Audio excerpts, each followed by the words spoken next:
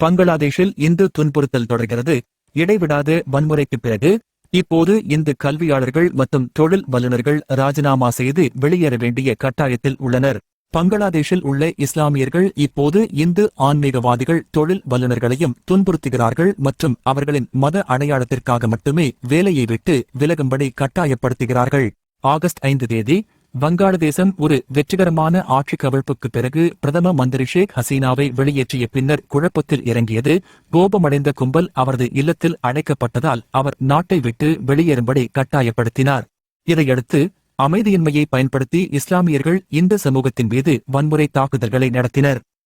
அப்போதிருந்து பங்களாதேஷில் உள்ள சிறுபான்மை இந்துக்கள் தினசரி துன்புறுத்தலை எதிர்கொண்டனர். இதன் விளைவாக ஏராளமான இறப்புகள், கற்பழிப்புகள் மற்றும் இந்து வீடுகள், கடைகள் மற்றும் கோயில்கள் அழிக்கப்பட்டன. இது போதாதென்று பங்களாதேஷில் உள்ள இஸ்லாமியர்கள் இப்போது இந்து ஆன்மீகவாதிகள் மற்றும் தொழில் வல்லுநர்களை துன்புறுத்துகிறார்கள் மற்றும் அவர்களின் வேலையை ராஜினாமா செய்யும்படி கட்டாயப்படுத்துகிறார்கள். சிலர் தங்கள் மத அடையாளத்தின் காரணமாக பங்களாதேஷை விட்டு வெளியேறுமாறு அழுத்தம் கொடுக்கப்படுகிறார்கள். கடந்த சில நாட்களாக வங்கதேசத்தின் பல்வேறு மாவட்டங்களில் இதுபோன்ற பல சம்பவங்கள் வெளிவந்துள்ளன. பங்களாதேஷில் உள்ள ஆதாரங்களின்படி இந்துக்களான 60 ஆசிரியர்கள், பேராசிரியர்கள், அரசு அதிகாரிகள் இதுவரை ராஜினாமா செய்ய நிர்பந்திக்கப்பட்டுள்ளனர். ஆகஸ்ட் 20 அன்று இஸ்கானின் துணைத் தலைவரும் செய்தி தொடர்பாளருமான ராதாரமன் தாஸ் வங்காளதேசத்தில் இஸ்லாமியர்களின் இந்த திட்டமிட்ட இலக்குக்கு கௌதம் சந்திரபால் என்ற இந்து ஆசிரியர் எவ்வாறு பலியாகினார் என்பதை எக்ஸில் வெளியிட்டார். ஆசிம்பூர் அரசு கல்லூரியில் வேதியியல் கற்பித்த கௌதம் சந்திரபால் சிறந்த வேதியியல் ஆசிரியராக பாராட்டப்பட்டார். அவர் தற்போது கல்லூரியில் உள்ள முஸ்லிம் மாணவர்களால் ராஜினாமா செய்யும் நிலைக்கு தள்ளப்பட்டுள்ளார்.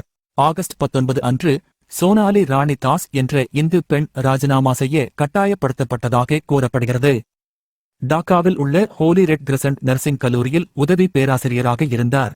ஆகஸ்ட் 19 அன்று ஓபிண்டியா ஒரு பெண் ஆசிரியை பங்களாதேஷைச் சேர்ந்து ஒரு இந்துவிடம் பேசினார்.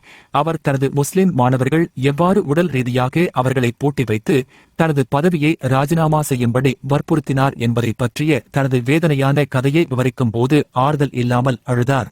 எனது மாணவர்கள் இதைச் செய்தார்கள். எத்தனையோ மாணவர்களுக்கு கற்றுக் கொடுத்திருக்கிறேன். அதனால் பலர் இன்னும் தொடர்பில் இருக்கிறார்கள். எனது மாணவர்கள் என்னை தாக்கியதை என்னால் நம்ப முடியவில்லை. எங்களை வாழ விடமாட்டார்கள் என்று 55 வயதான அவர் புலம்பியபடி தப்பித்து தனது உயிரை காப்பாற்ற தனது அலுவலக ஜன்னலில் இருந்து குதித்ததை நினைவு கூர்ந்தார். அவர்கள் வளர்த்த அதே மாணவர்கள் அவர்களை காஃபிர் மற்றும் மலான் போன்ற பெயர்களை அழைத்து தவறாக நடத்தினார்கள். ஆகஸ்ட் 18 தேதி தீவிர மனப்பான்மை கொண்ட மாணவர்கள் குக்கு ராணி பிஸ்வாஸ் என்ற இந்து ஆசிரியையை கெராவ் செய்தனர். குக்கு ராணி பிஸ்வாஸ் ஜெசோர் நர்சிங் இன்ஸ்டிடியூட் பொறுப்பாளராக இருந்தார். அவர்கள் அவர்களை 5 மணி நேரம் தனது அலுவலகத்தில் கெராவ் செய்து வைத்திருந்தார்கள். ராஜினாமா செய்ய வேண்டும் என்று கோரிக்கை வைத்தனர். அதே பாணியில் ஆகஸ்ட் 18 அன்று எக்ஸ் பயனர் விளாடிமிர் ஆதித்யநாத் பங்களாதேஷில் இஸ்லாமியர்களின் இடைவிடாத துன்புறுத்தலுக்கு பலியாகிய பல்வேறு கல்லூரிகள், பல்கலைக்கழகங்கள் மற்றும் பள்ளிகளைச் சேர்ந்த சில இந்து கல்வியாளர்கள் மற்றும் ஆசிரியர்களை பட்டியலிட்டார்.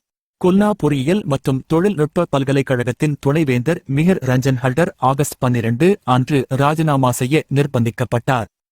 அதேபோல் சந்த்பூரில் உள்ள புரான்பஜார் டிகிரி கல்லூரியின் முதல்வர் ரத்தன்குமார் மஜும்தாரும் பதவியை ராஜினாமா செய்ய வேண்டிய கட்டாயம் ஏற்பட்டது. பங்களாதேஷின் தினாஜ்பூர் மாவட்டத்தில் உள்ள முதல்வர் சுபோத் சந்திர ராய் மற்றும் அவரது அலுவலக ஊழியர் நிர்மல் சந்திர ராய் ஆகியோரை ராஜினாமா செய்யுமாறு செட்டாப்கஞ்ச் அரசு கல்லூரியின் முஸ்லிம் மாணவர்களும் எவ்வாறு கோருகிறார்கள் என்பதையும் எக்ஸ் பயனர் எடுத்துக்காட்டுகிறார். பிரபல பாடகர் சுபீர் நந்தியின் மகளுக்கு பாரதத்திற்கு போ என்று கூறி துன்புறுத்தினார். ஆகஸ்ட் 14 அன்று சில முஸ்லிம் மாணவர்கள் இந்து பேராசிரியர் சௌமித்ரா சேகரை ராஜினாமா செய்ய வற்புறுத்தினர். சௌமித்ரா சேகர் பங்களாதேஷின் மொய்மோன் சிங்ஹா மாவட்டத்தில் உள்ள காசி நஸ்ருல் இஸ்லாம் பல்கலைக்கழகத்தின் துணைவேந்தராக இருந்தார். இன் மற்றொரு இடுகை முகமது யூனுஸ் தலைமையிலான வங்காளதேசத்தின் இடைக்கால அரசாங்கம் 363 நகராட்சி மேயர்கள், 60 மாவட்ட கவுன்சில்கள், ஜிலா பரிஷத் மற்றும் 493 அப்ஜிலா தலைவர்களை அந்தந்த பதவிகளில் இருந்து நீக்கியது எப்படி என்பதை படித்தது. மாணவர் போராட்டங்களில் இஸ்லாமியர்கள் எப்படி ஊடுருவி இந்துக்களின் வீடுகள், வணிக நிறுவனங்கள் மற்றும் கோவில்கள் மீது 205 தாக்குதல்களை நடத்தியுள்ளனர்.